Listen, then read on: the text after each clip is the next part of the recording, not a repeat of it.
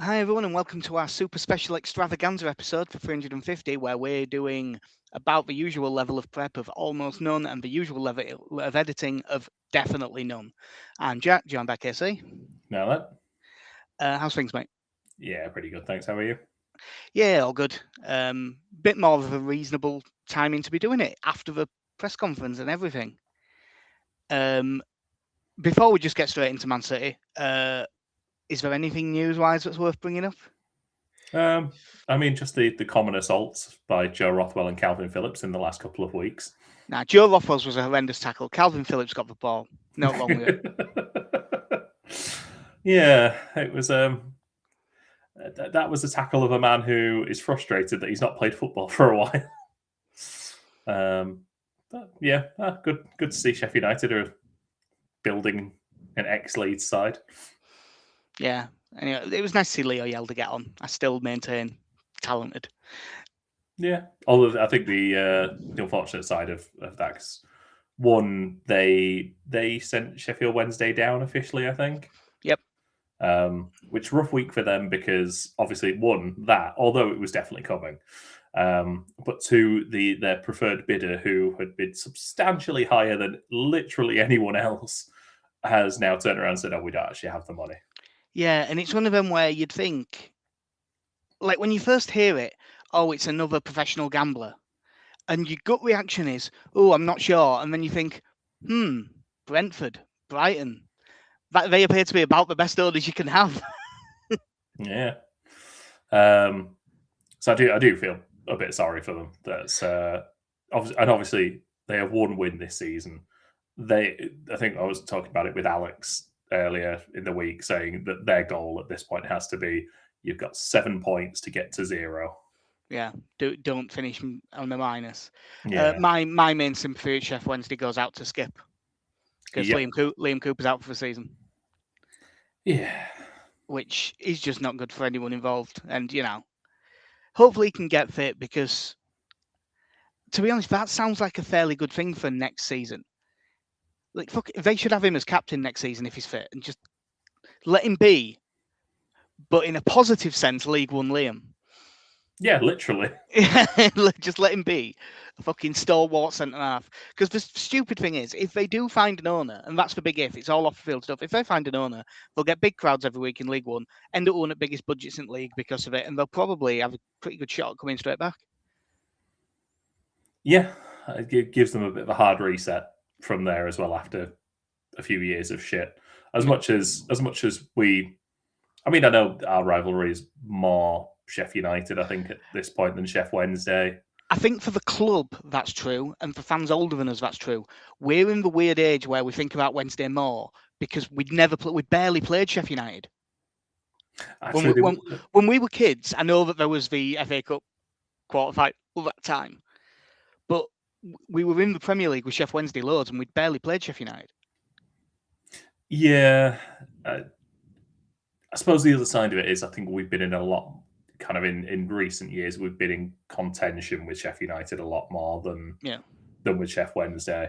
But I do always have the sympathy of we've had a really shit owner who literally bankrupted us. Unfortunately, he then somehow levied that to buy us back or something. Yeah, but I have a little bit of sympathy with them because they did really go at Chancery. They did cheer him on when he was doing the dodgy bollocks for a couple of years. They didn't go the full derby with Mel Morris, which is the only club I had no sympathy with because they fully cheered him on right to the end. Yeah. But yeah, I mean, you never want to see a team go down for this reason. I am perfectly happy to see them go down. Yeah. I'd rather it just be because they were shit at football rather than off. And they are luckily shit at football as well. Shit as well. It's after the initial joy of Chancery's gone, what have we got left? One win. Yeah, the children. That's what you have. Yeah. But yeah, it's nice to see Calvin Phillips playing football anyway, and it's really nice to see Patrick Bamford playing. Well, they'll be having a few weeks off now anyway. Well, Calvin, so but yeah. Well, speaking of having a few weeks off, Man City are missing Mateo Kovacic, Josko Gvardiol, and Jeremy Doku. And for just about any squad in the world, that'd be a really big problem. It's not really a problem. Yeah, when you're playing, 16th in the table or wherever we are now. Are we 15th? 15th now because we're 15th. It's Sorry. relegation zone. Forest, Spurs, us. Yeah. And you're saying, well, who could possibly step in for players like that? And it turns out other world beaters. Yeah. They're a little bit more interesting. It's not just the usual Pep pass them to death football. They've changed a bit this year, especially this last couple of months.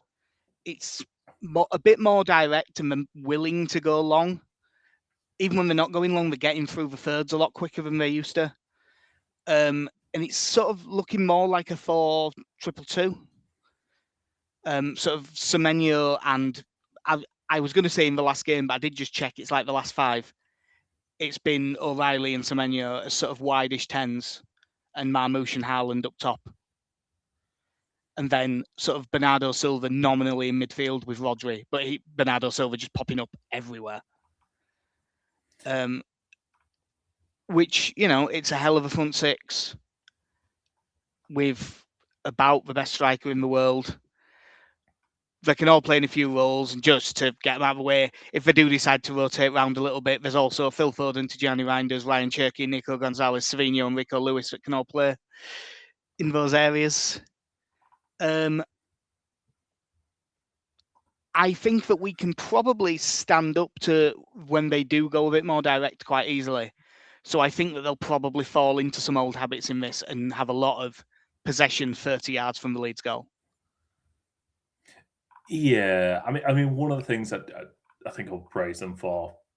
Firstly, I was watching them against Newcastle, and the second half, attack wise, they never really got going, and Newcastle really got on top of them. But it was a sort of performance that you don't see from Man City that often, where they're just defending deep. Everyone, like Haaland, is 30 yards from his own goal and winning headers in his own penalty area. But yeah, it's quite interesting seeing a Pep team do that, because there's not many times when they have to. So it shows that they do have that ability to sort of dig in and just sod it. Just defend, lads. 10 minutes, and they saw it out. But I can't imagine it's going to end the same way for us. No, it is weird to say, because Man City, you think like, oh, yeah, welcoming such a great side. That's a really. But if we're being honest, the bigger Sunderland on Tuesday night is a much bigger game for Leeds United than this is, really. But they're not impossible to get at. The defenders do have a little bit of. There can be a bit of a worry. Like, obviously, Donnarumma isn't probably the best goalkeeper in the world.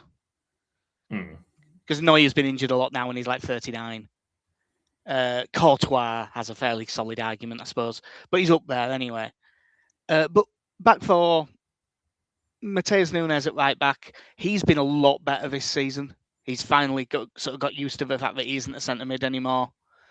And it'll be Gehi and one of Diaz or Kusanov. Diaz is just coming back from injury and hasn't quite looked himself, and Kusanov is a young lad who sometimes makes errors. Ryan Aitnouri at left back is a really good footballer, but he's a frustrated left winger that plays left back. Yeah. He's one of those as well. I think was probably a signing that they didn't actually really need to make this year. Well, I suppose, as Gvardiol's been out injured for a lot, they have ended up with, but the actual left back options outside of him would have been O'Reilly and moving Nathan Ake across. Yeah, Rico Lewis as well. Yeah, Lewis can play. Lewis can play everywhere, can't he? I suppose. Yeah. But yeah, Gehi was a fantastic pickup for them. Yeah. I know his wages will be insane, but 20 million-ish. Yeah, and especially when in the summer it looked for all the world like he was going to Liverpool, and then they just swooped in January and went, "Nah, we'll have him. We'll do it now." So I think he's been a very good pickup for them because it's still not quite. I mean, I'm saying this about the team that is second in the Premier League. Since they had that period last year of kind of that October period where they were dropping points left, right, and centre, they've never quite got back to that level. And again, I think it's like you say, it's that transition of style that I think has taken a bit of adjusting to. But yeah, I mean, they have been picking up quality players still. Yeah, I mean, the squad is insane. We've known everyone's known going into this game for a long time that it'll be anything you get's a bonus. Like if they did want to make some changes, John Stones has been back fit for a while, so they could play him, and he's still really good. And then there's Nathan Ake and that Max Elland, the kid that they sent on loan to Watford, and he did really well. And they brought him back, played him for like 3 games. He did well, and then they signed Mark Hay. Yeah. Ray Aït-Nouri, when he was at Wolves, we did manage to get at a fair bit. Now, admittedly, he's got 10 better players around him than he did then. So it probably won't get as isolated, but maybe that's one thing that we could look to get at if we can get another body over on that side with Bogle and try and get something in there. I mean, they could drop O'Reilly back into left back because he's got a little bit more just strength, and we're likely to be just trying to get the ball long anyway. And then play, even though he's got 3 and 2, O'Reilly, maybe drop him to left back and play one of Foden or Cherky over humanity. There is a little bit of me hoping to play Ryan Cherky just because I kind of want to watch him live for 90 minutes because he looks really fun. So yeah, the truth is, it's weird with our squad because they can make 8 changes and I'd still be going, yeah, they're massive, massive favourites. Except for up front, that's the one thing. Behind Haaland, they don't have loads of options to play as an actual out-and-out striker. Marmoush can do it, but it's not his strength, and I suppose you could do it with Semenyo. Yeah, again, it's kind of been since Julian Alvarez left, because he was always the second choice. And he was never long for there, to be honest, while Haaland was there, because he was far too good to be the backup striker. Yeah. But yeah, they've not really got another number 9. No, I have a theory actually about that. Well, obviously, no, they're struggling to get a really top level player because they know who's going to sign to be second. If they're really that good, who's going to sign knowing they're going to be second fiddle to Haaland? I'll tell you who is not old at all and has just been left out of squads and stuff over in Saudi, Darwin Núñez. He'll come back. He'd come back and play second fiddle and has enough talent to still be really useful. So that's my theory for the summer. From a Leeds perspective, there's not loads to talk about. Goodmanson's over his illness, so he should be fine. Okafor's still out. Everyone else is available. So, do you think there'll be any changes from the Villa game? I think there'll be one.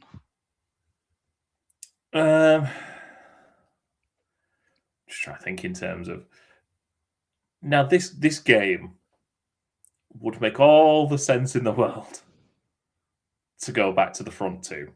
If he's going to do it, it'll be this one. I don't think he's going to do it. No, I don't think he's going to do it either, despite the tried and tested. No, you did it. And look, I get it's 45 minutes and it's probably quite predictable to play against, but I do think it makes all the sense in the world. But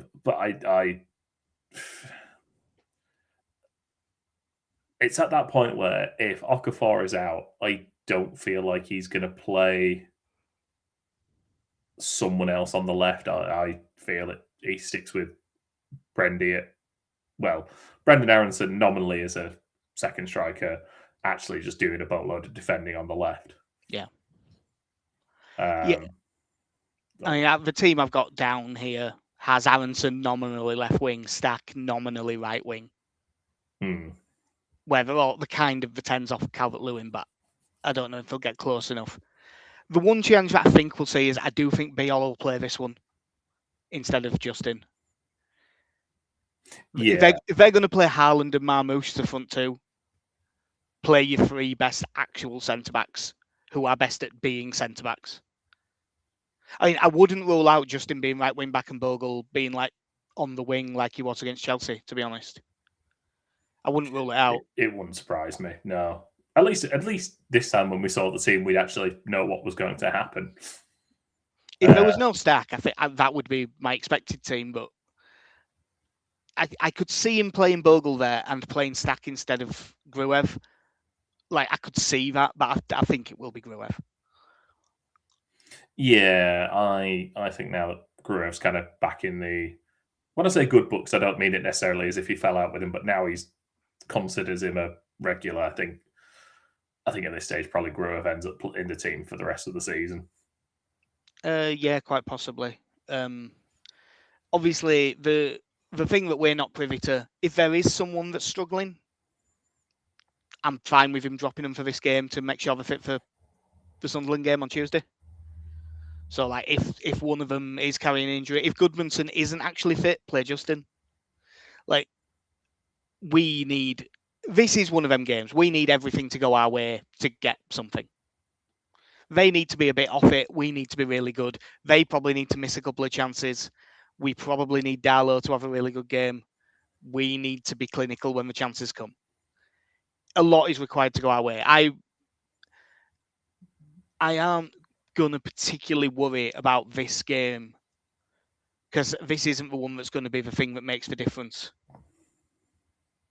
Unless you win. Unless you win, and then it's enormous.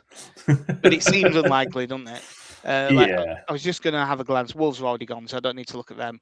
West Ham are at Anfield at 3:00. I mean, if Liverpool could win that like 4-0, the atmosphere in Elland Road for the half-5 game is going to be great, isn't it? Yeah, I wish at this point I had that sort of faith in Liverpool. Yeah. Burnley are on to Brentford if you want to keep them in there. Forest away at Brighton. Spurs away at Fulham. I'd say I have no idea what to expect from either of those. Spurs have been much better away from home. Whether that sticks under a new manager or not, I don't know. But where are Fulham? Are Fulham top half? Fulham are currently 10th. So, yeah, they are 10th. And they're only 6 points away from us. Now we can have them. Yeah, it's amazing what a win that you're never going to get over Man City would do. They are also... Forest are 1-0 down to Fenerbahce right now. If that goes 2-0, it'll get interesting because it's 3-0 from the first leg. So, yeah. That's a game we would quite like to go to extra time. Yeah, I was going to say, Fenerbahce could win this 3-0 and then Forest sneak through in extra time. Yeah. Because I want Forest to keep having the extra games. Yeah. Them, Spurs. Yeah. There's not really loads to do. I would quite like to see the borderline 8-2. I would say 7-1-2. A back five, Ampadu and Gruev. And you let Stack or Aronson, probably Stack and then Aronson comes on to have legs at the end. Yeah. To them to do the tear ass in between midfield and up front and play Calvert-Lewin and Metcher. But the truth is, defensively, they're going to push everyone forward so much and the wing backs are going to be so high. It is going to be a 5-4-1. And I'd be amazed if it's anything other than that. Yeah. Oh, it's so odd to look at this now. So, I've forgotten this. So, when we played Man City, Perry in goal, back four, Bogle, Roden, Strauch, Justin, midfield three of Tanaka, Ampadu, Gruev, James on the right, Nonto on the left, Metcher up front. Yeah. It's all so different. Yeah. I wouldn't start James, but depending on how much space they're leaving, I wouldn't be against James coming on maybe even as early as half-time. depending on how it's going, and basically giving Aït-Nouri or whoever plays left back something to think about going the other way. Yeah. Because if there's we might need. It could be that the only thing that we have, and we don't even have them physically all over the pitch, because Man City, everyone thinks, oh, it's a Pep team, so you immediately go to like 2011 Barcelona. No, they're all fucking massive and built like shithouses, except for like Cherky. Yeah. And Bernardo Silva, who somehow seems to play like he's built like a brick shithouse, despite being 5'8" and this wide. It's just generally a bit of a shithouse as well. Yeah. So you can't even like properly physically bully him. If Kusanov plays, I don't want Calvert-Lewin to go within 5 yards of Mark Gay all game. Just keep going at Kusanov. You might be able to bully him. You've got a striker actually man marking a centre back. Yeah. Just keep going that way. I'm just thinking now, is that game probably the last league game Willie Gnonto would have started? If he started that game, then yeah, I think so. Because he started Derby and Birmingham, and that's it. Yeah. I mean, Dan James won't have started many more since then either. But yeah, it'll all probably be fine. Like you say, it's. I think we're going to lose because it's just pound for pound the quality they have on and off the bench. When you have games where you're just like, yeah, we can throw Phil Foden on for 20 minutes, where Phil Foden would, in the majority of top-level teams in Europe, be a focal point. Yeah. And has been for them. Yeah. I mean, everyone knew he was good from watching him since he broke into the side, even last season. But I don't think people realised quite how good, me included, quite how good Nico O'Reilly is. He's been such a breakout this year for them. It's just this attacking option on the left who seems to, within a season, had the Gareth Bale transformation of, you're a left back. No, actually, you get on the left wing, you. Yeah, it is one of them where it was a false position, like he never really was a left back. No, it's the Bukayo Saka, isn't it? Where he's just looking at, actually, no, you're just a winger. Get up there. This is where you get your chance, but you're not meant to be there. But he might well be my captain for my fantasy team this week, because I can't make it Haaland, because you never know against Leeds. Will we get the full Beckford out of Erling Haaland? Because he scored a fair few goals against us. But I maintain that if he'd have been trying, he'd have 3 times as many. Yeah. There's been some games where he's missed some absolute, like the sort of chances he just doesn't miss, and he's put them 3 yard wide. So if Erling could be nice to his team. Yeah, I mean, just going back to Nico O'Reilly for a second. I mean, I think he probably makes this World Cup squad. He definitely makes the squad. He might play. I think him and Morgan Rogers are sort of the 2 newcomers to the England squad this year. Lewis Hall's lucky that he started playing further forward for Man City, because if he'd have ended up being the left back. Yeah. Yeah, it's so frustrating when you look at these are their kids as well. Yeah, like just a 20-year-old just rocked up one day and went, "Yeah, I'm a Premier League player, mate." Well, it's happened. Can you remember when you watched their 21s? Have you been out on loan anywhere? No, I'm just a Premier League player, mate. Yeah. Well, I mean, they've had a few. I mean, like he's playing to now. Oh, it's 2-0 Fenerbahce. Ooh. So that might actually, I might put that on when we're done with this, because James McAtee is playing for them tonight. Yeah. Having barely been used all season. Yeah. Yeah, I'd quite like. I'd have loved us to sign him, and if they go down, maybe we still could. Yeah. Obviously, they're all terrifying. Like every single one of them.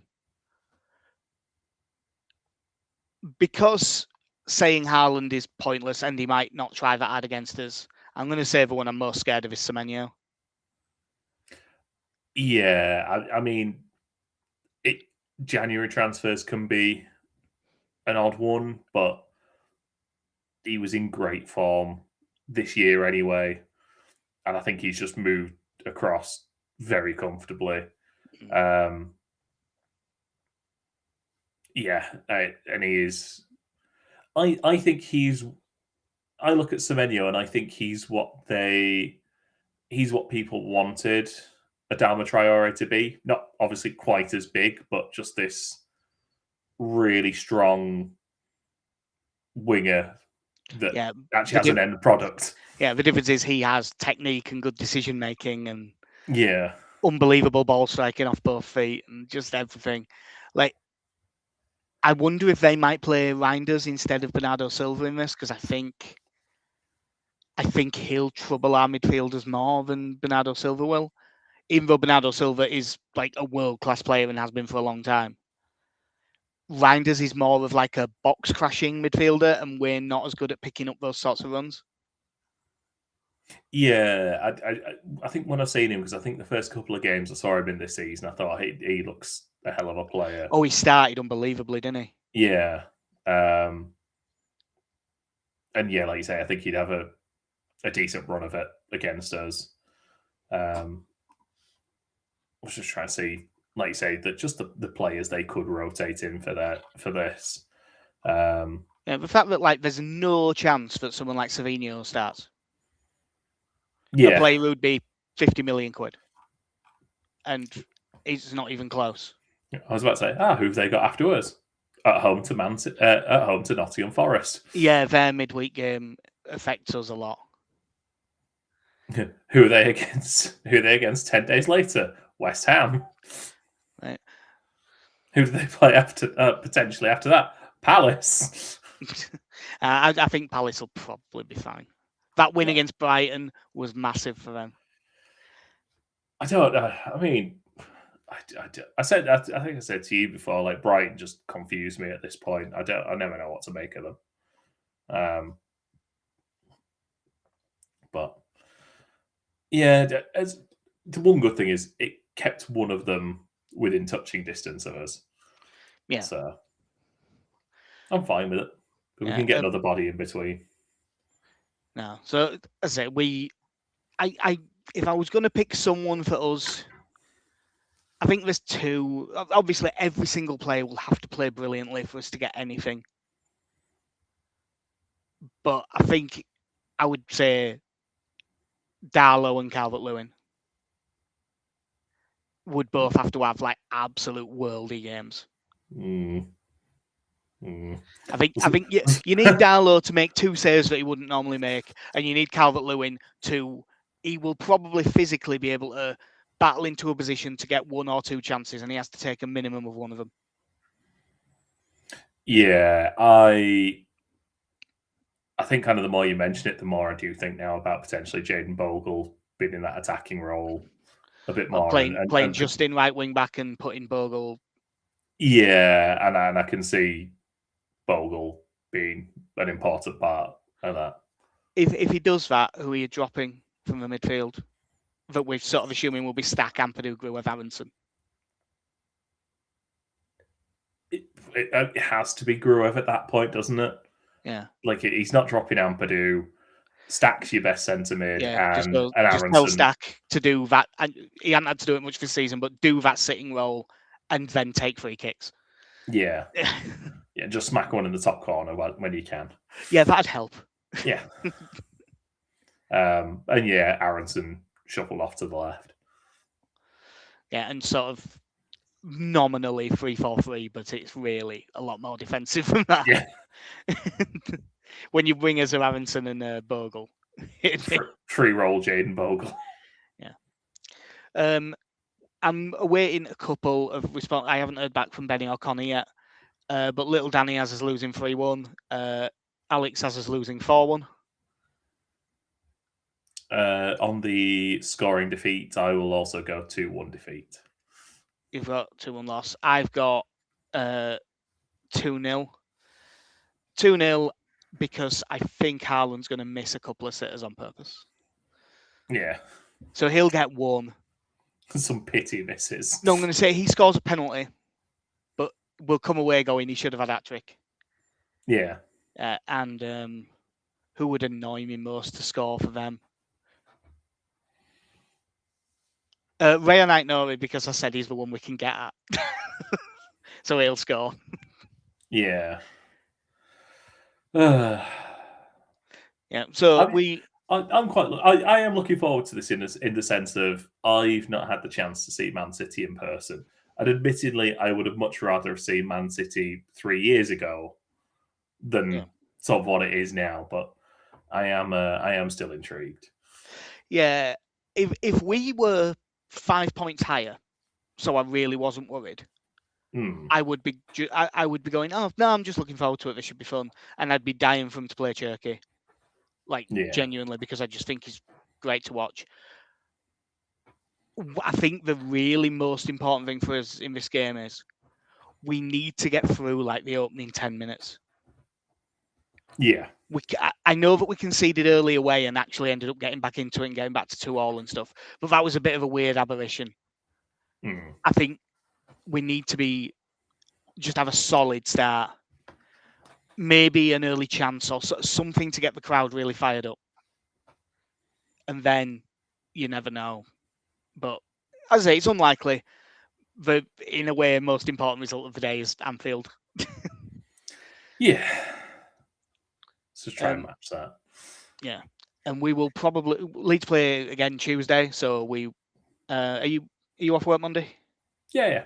Cool. I'm done early, I believe. So yeah, Monday night we should be back with another one, talking about the Sunderland game, and that is a lot more of a chance to win. I know that they've got a few players out by all accounts, and it sounds like Xhaka won't be back yet either. That's good. Xhaka being missing, they're still not bad by any stretch, but they look a different team without him. So hopefully he's still out. But that will do us for episode 350 at Mike White's podcast. I've been Jackson.